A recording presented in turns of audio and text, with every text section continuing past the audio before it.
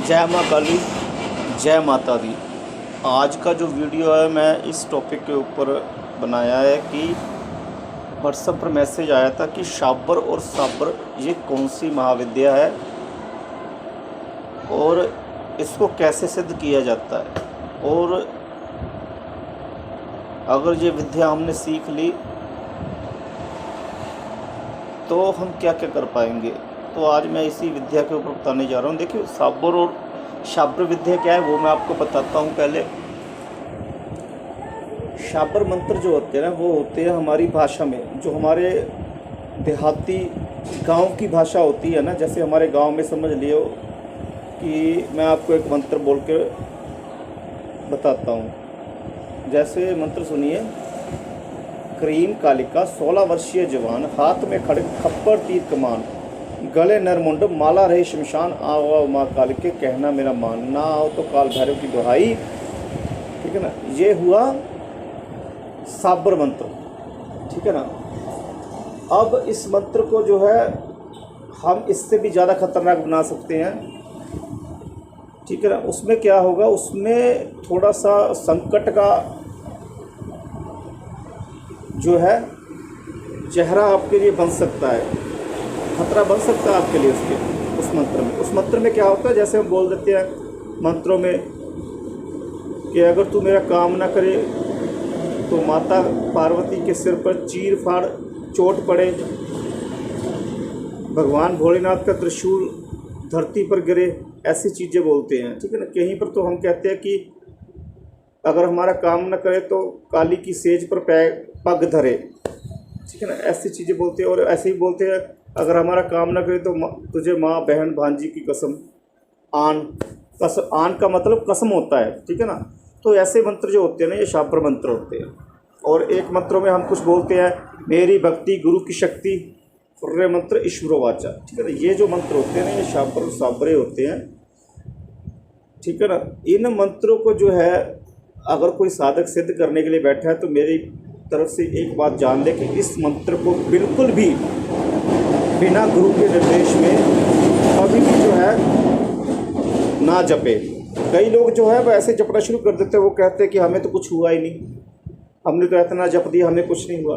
भाई अच्छा है आपके साथ कुछ नहीं हुआ, क्योंकि जिस दिन हो जाएगा ना उस दिन फंस जाओगे। उस दिन चाहे जो भूत प्रेत को झाड़ते भी है ना, उनके भी चक्कर लगाते रहना, तब भी ठीक नहीं हो पाओगे। क्यों? क्योंकि वो सिर्फ जो आपके शरीर के अंदर भूत प्रेत गया हुआ है ना, उसको निकाल सकते हैं वो। ठीक है ना। शाबर साधनाओं में क्या होता है, शाबर साधनाओं में पहले मंत्र ये सिद्ध होते हैं। ठीक है ना। पर जो शक्ति है वो एक नियमित मंत्र जपने पर मंत्र की जब अवधि खत्म हो जाती है उसके बाद शक्ति आती है। उससे पहले उस मंत्र के प्रभाव से बहुत सी भूत प्रेत चुड़ैल ये आकर्षित हो जाती है इस मंत्र की ध्वनि से और इस मंत्र की शक्ति से। तो वो जो है आपको मूर्ख बना सकते हैं स्वप्न में आकर। हकीकत में यह बात बोल रहा हूँ आपको।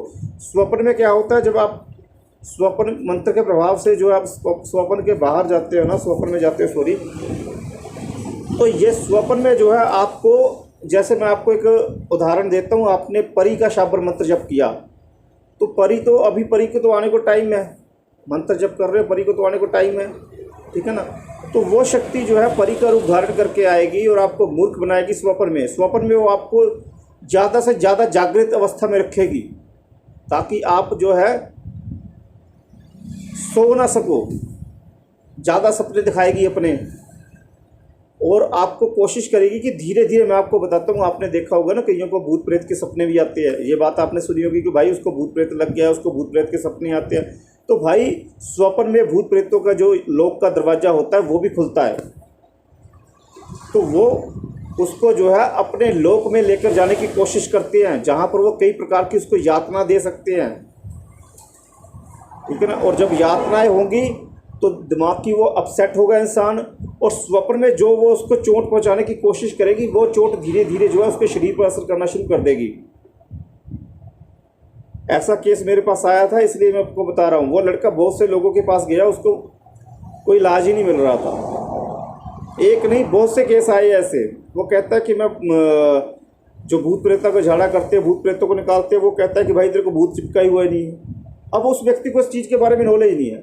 क्यों नॉलेज नहीं है? क्योंकि उसने जो विद्या सीखी है ना, शाब्र विद्या, उसने अपने गुरु के निर्देश में सीखी है, जिससे वो किसी के व्यक्ति के शरीर में गए हुए भूत प्रेत को निकाल सकता है। पर अब आप जो कर रहे हो, आप सिद्धि की कोशिश कर रहे हो, क्योंकि आप सिद्धि का मंत्र जप कर रहे हो। सिद्धि का मंत्र जप कर रहे हो तो उसमें क्या है, भूत प्रेत जो है स्वप्न में आपको अपने लोक में ले गया है, और वो आपको जब आप सोते हो तब वो आपको आकर ले जाता है। भूत प्रेत या प्रेतनी रख लो या चुड़ैल रख लो, ठीक है ना, वो आपको मूर्ख बना रहे हैं।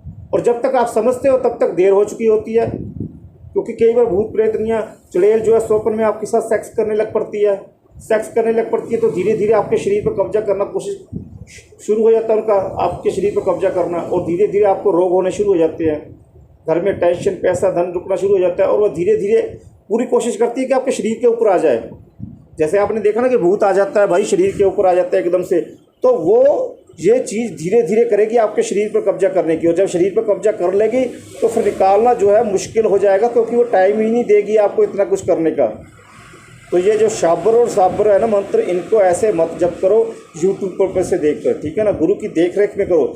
सबसे पहले सुरक्षा कवच मंत्र सिद्ध करना होता है। अब ये मत बोलना कि गुरु जी मैंने शाब्र मंत्र का सुरक्षा कवच सिद्ध कर लिया। अरे भाई, शाब्र मंत्र का सुरक्षा कवच नहीं सिद्ध किया जाता, ठीक है ना।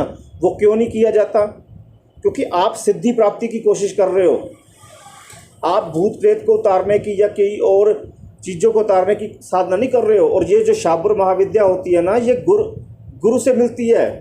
गुरु अपने शिष्य को बताता है कि भाई ऐसा करना है, शमशान घाट में जाना है, ऐसे भोग देना है, और इतने समय पर इसकी साधना होनी है। इसका मंत्र ये नहीं है कि आप सुबह से लेकर महीने, 2 महीने, 3 महीने, 4 महीने, 5 महीने, 10 महीने ऐसे जप रहे हो। नहीं, ऐसा नहीं है। पता एक विशिष्ट समय होता है, उसमें इस मंत्र को जप कराया जाता है गुरु के द्वारा।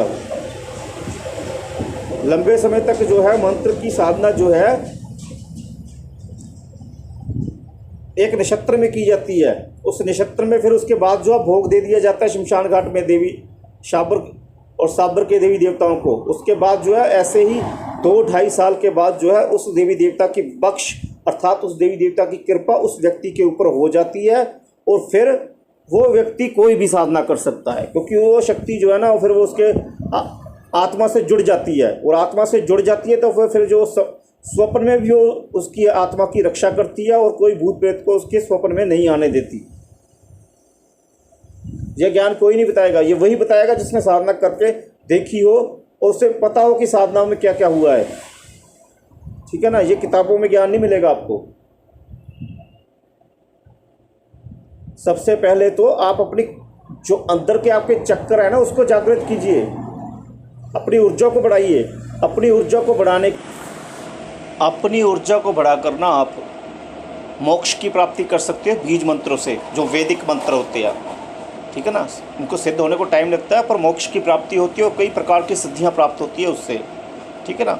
वो तो हुए दूसरे। और ये जो है सिद्ध साबरी, ये साबरी मंत्र आप समझते हो ना कि जिसने तांत्रिक बनना है, बड़ा उच्च कोटि का तांत्रिक बनना है जिसने, वो ये साधनाएं करता है, पर उसे गुरु की देखरेख में साधना करनी पड़ती है। पहले उसके पास सुरक्षा कवच होना चाहिए। किस चीज़ का? जो पीछे मैंने बताया आपको, एक अक्षरी बीज मंत्र जो होते हैं उनके सुरक्षा कवच उनके पास होना चाहिए। क्यों? अब मैं आपको समझाता हूँ। समझ लो आप क्रीम बीज मंत्र की साधना कर रहे हो, ठीक है ना। क्रीम बीज मंत्र की आप साधना कर रहे हो, आपने क्रीम बीज मंत्र कर दिया भाई, 10 लाख मंत्र कर दिया आपने क्रीम बीज मंत्र का। तब आप माता कालिका का जो मैंने पीछे मंत्र बोला ना, क्रीम कालिका 16 वर्षीय जवान, वो मंत्र जप कर सकते हो। शाब्र मंत्र है वो माता काली जी का, आप उसका जप कर सकते हो। क्यों? क्योंकि आपको माता काली जी की कृपा है पहले से ही, और ऊपर से माता काली जी का आपने शाब्र मंत्र पकड़ लिया। तो जब वो आप मंत्र सिद्ध कर लोगे तो भाई आप बहुत उच्च कोटि के तांत्रिक बन जाओगे। माता काली की कृपा आपके पास प्राप्त होगी और माता काली की शक्ति प्राप्त होगी आपके पास। कोई भी वीर, कोई भी बेताल, कोई भी शक्ति आपके सामने टिक नहीं पाएगी। हर किसी का आप समाधान कर दोगे, और बुरी से बुरी शक्ति को जो है आप अपने वश में करके कोई भी कार्य करवा सकते हो। पहले तो माता काली जी की कृपा से आपको एक साबरी वीर शक्ति प्राप्त होती है उस मंत्र से, ठीक है ना। तो वो मंत्र भी करना जरूरी है। ये मंत्र करने से पहले ध्यान रखो, यह मंत्र करने से आप उच्च कोटि की शक्तियाँ प्राप्त कर सकते हो, बड़ी जल्दी प्राप्त कर सकते हो। पर आपको पहले वो मंत्र जो है सुरक्षा कवच के रूप में सिद्ध करना पड़ेगा, एक अक्षरी, ठीक है ना। उसके बाद ही आप ये जो विद्या है चला पाओगे, ठीक है ना। नहीं तो जो गुरु है, गुरु जो विशिष्ट समय पर इसकी साधना करवाता है उससे आपको 2.5 साल लग जाते हैं, उससे 2.5-3 साल बख्श प्राप्त कृपा प्राप्त होने में, ठीक है ना। और वो एक अलग मेथड है, उसमें जो शक्ति है ना वो शरीर के अंदर आती है। कोई भी शक्ति ना शरीर के अंदर आती है, जैसे कहते हैं देखो ना सवारी आ गई भाई, सवारी आकर फिर आती है किसी देवी देवता की वो कार्य करने को, जो आप उसको बोलते हो और वो कार्य करती है। तो वो इस तरीके से आती है इन मंत्रों की कृपा से। जय माता दी।